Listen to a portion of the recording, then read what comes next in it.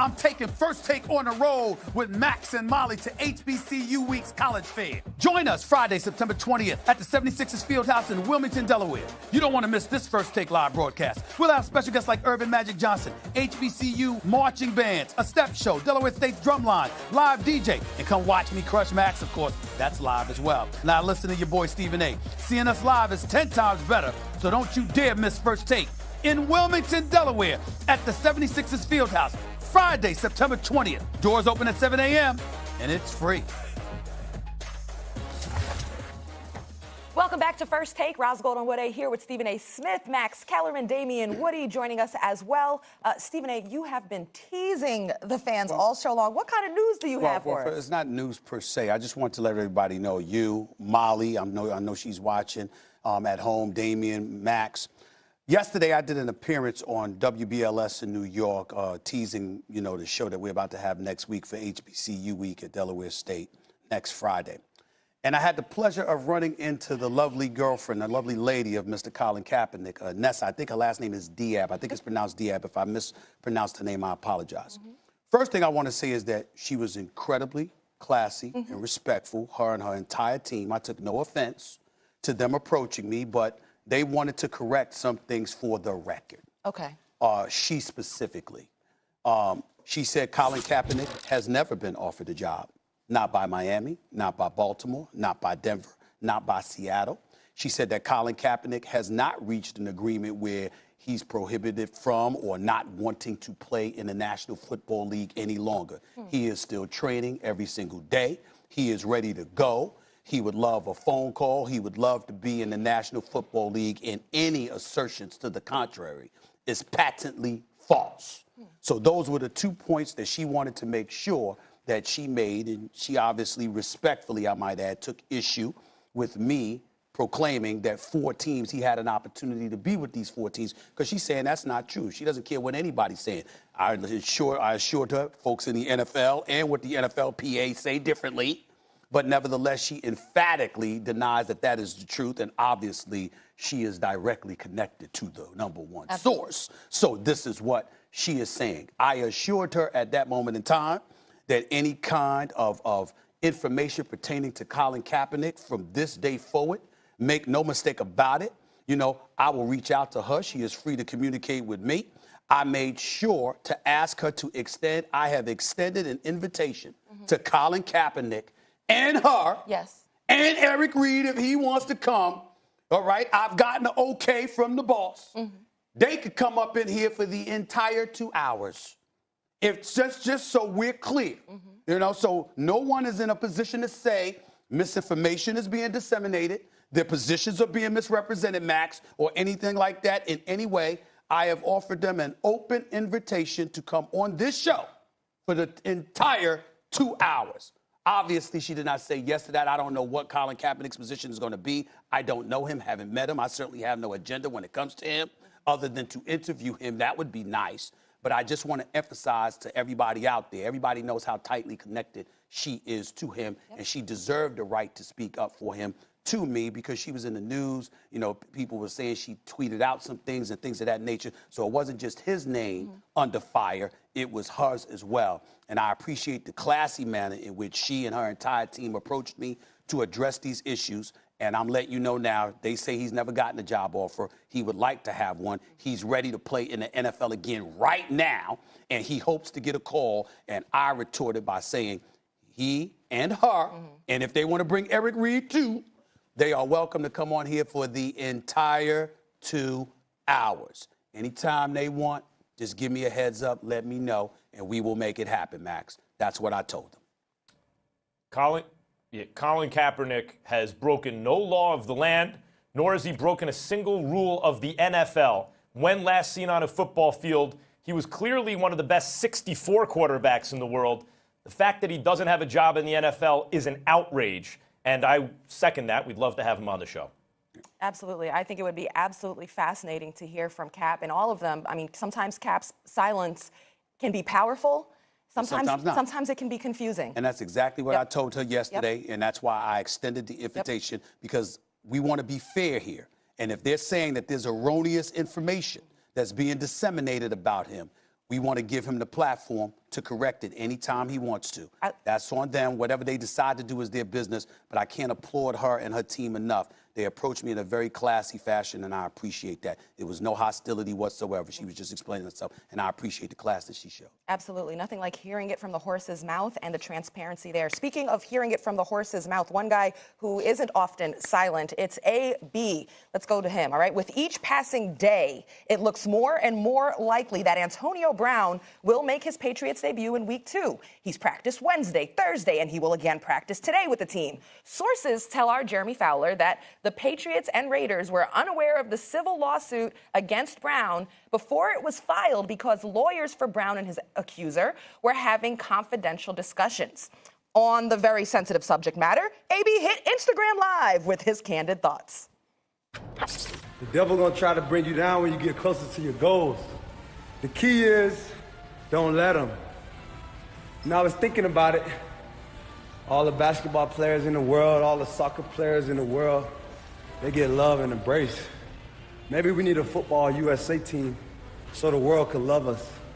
Because all we get is hate. All right, let's welcome in former Patriot and Super Bowl champion Damien Woody. Stephen A., would the Pats be making a mistake by allowing AB to play? No, they would not.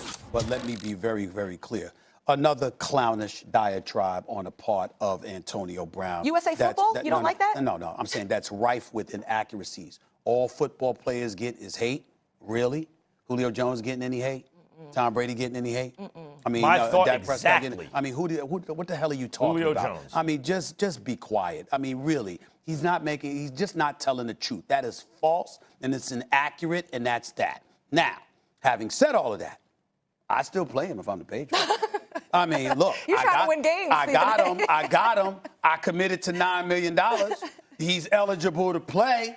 Excuse me, why would I not play him?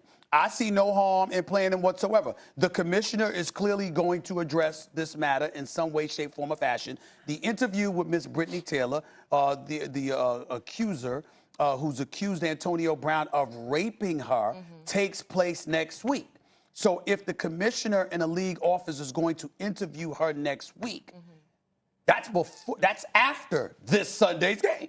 So until that interview takes place and the league makes a decision, then he's eligible to play in the National Football League.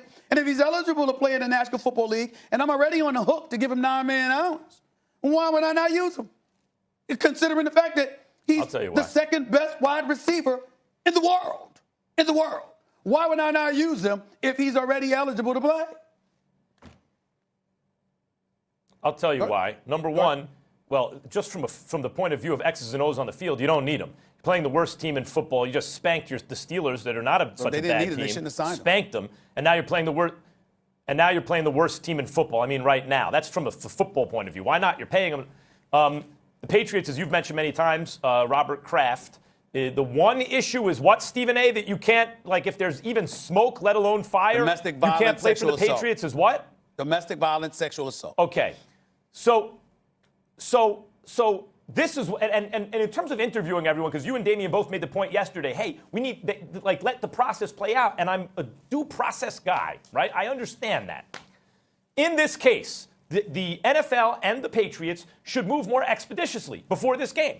And this is the only question I would need to know to see if he's on the field or not.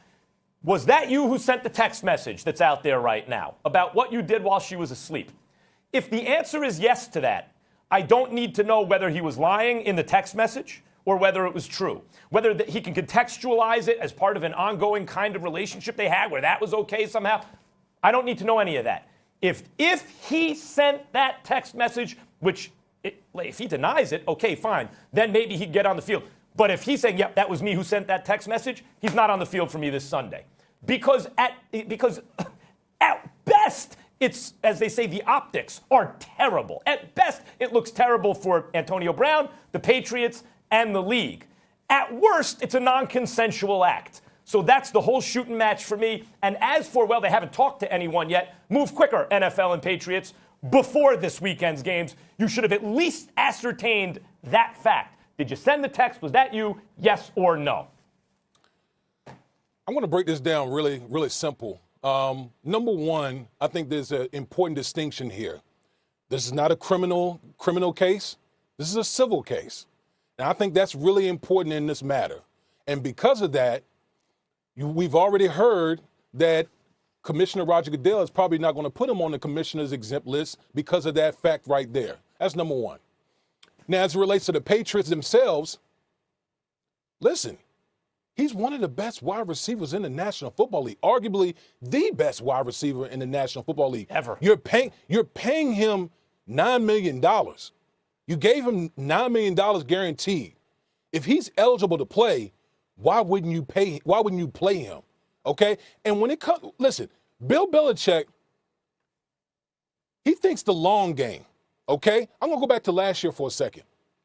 Who's the biggest threat to the New England Patriots in the AFC? Kansas City? Kansas City Chiefs. Last year, in the opening week, they beat the Kansas City Chiefs. They didn't punt one time, and they beat them by 3 points. Do you know how crazy that is? And if it wasn't for the AFC Championship game, okay, D Ford jumping off sides, the Kansas City Chiefs would have went on to win to the Super Bowl. Bill Belichick knows the biggest threat to them is no other team in the AFC. The biggest threat to the Patriots is Patrick Mahomes and the Kansas City Chiefs because they have firepower unlike any other team in the National Football League. They went out. They drafted a wide receiver in the first round. When was the last time the Patriots drafted a wide receiver in the first round? Okay? They go out here, Antonio Brown's available. They pick him up. They knew about all the baggage, but they got the foresight to see we got to contend with the Kansas City Chiefs at some point down the road. Listen, they don't know if Antonio Brown is going to implode, but they hold all the cards here. They have the leverage. If it works out, they're in a great position when they eventually will go up against the Kansas City Chiefs toe-to-toe as far as scoring. So to me, it's really simple. He's not going to get suspended, it looks like, more than likely, because it's a civil thing. Okay, and the Patriots are looking down the road. It's not about this week. They're looking down the road to possibly playing the Kansas City Chiefs at some point in the later part of the year. All right, guys, I have an update for you. ESPN's Adam Schefter has put out the NFL will not place Antonio Brown on the NFL's commissioner's exempt list at this moment. So, Stephen A., what does that mean exactly now that we know he won't be put on that list? Well, he won't put him on for now. Again, what I was talking about yesterday was that they needed to wait. They need to wait until they hear from Brittany Taylor. The plausibility of her arguments, the believability of her factors into the equation. And then you need to get a sense of how far she is willing to go. Let's say, for example, that she decides it's going to expand beyond a civil case, that she's going to do everything she can to provoke criminal action against him. And let's say that that's her agenda and her objective. The commissioner might have to take that into consideration and say, do I really want this problem a month from now, 2 months from now, 3 months from now? I might want to cut this off at the path by cutting you off at the knees right now and putting you on the commissioner's exempt list. This is why it's so important to first talk to her and to find out her perspective on all of this, and more importantly, how far she's willing to take it. Because once you know that as the league, then you have to take those things into account before you decide what Antonio Brown is worth and is not. Now, some people sit up there and be like, hell with all of that. You know what? Sit him down now. But the commissioner's looking at it from the standpoint that also might set a bad precedent that might cause him more problems with the Players Association because it's not a criminal case. So he's weighing one against the other. That's why Brittany Taylor is so pivotal in all of this. Well, I just want to add into that, too, that the commissioner's exempt list, if he was put on it, he would still get paid. Right, but just not allowed to play. Right, and he wouldn't count against that 53-man active roster. The fact that he will count against that active roster count, doesn't that put more pressure on the Pats than to say, hey, he's counting, he's got to play? Well, they're going to say that anyway because they gave him $9 million. The money, too. You back to the money. They're right, because it matters to them. Max? Guys, again, I understand your point, and Damian, I understand your point. I think it's a good one in terms of Belichick's long game. But my point is this. Due process, absolutely. Almost every time we have an argument like this, I say, wait a minute, let it play out. Guys, the only fact that the commissioner needs to know in terms of protecting the shield, the image, all that stuff, is it good or bad for the league? The only thing he needs to know, or the Patriots for that matter, is, Antonio, was it you who sent that text message?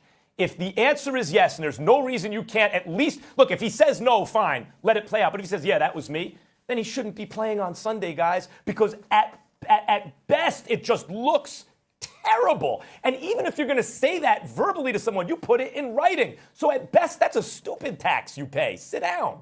I don't understand. Like, I get it under normal circumstances, but we have something in writing that he said to the. I'm not even talking about the way he was kind of cruel and all that stuff. I mean, the thing he admitted to in black and white. I just need to know, did you send that? If the answer is yes, he's not playing Sunday, if I'm the commissioner. Go ahead, Damian. I think it's really simple. Well, I spoke on it yesterday. You can't make a move like that if you haven't spoken to all parties involved. You haven't spoken to Brittany Taylor to get a feel for her side of the story and hear her account. So without having to speak to her, why would you throw him on the commissioner's exempt list? Listen, we're specifically talking about the Patriots here.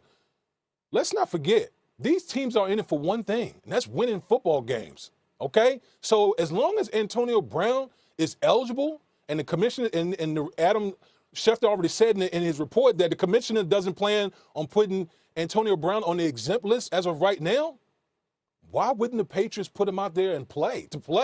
You're in it to win it, man. That's what it's all about. It's really that simple for me. All right, thank you, Damian, for joining us. We'll have you around on the show. Guys, we'll come back to this, okay? We're gonna go to talk about Dak and the boys. They're taking on another NFC East foe, but should they be on upset alert versus Washington? We'll debate that coming up.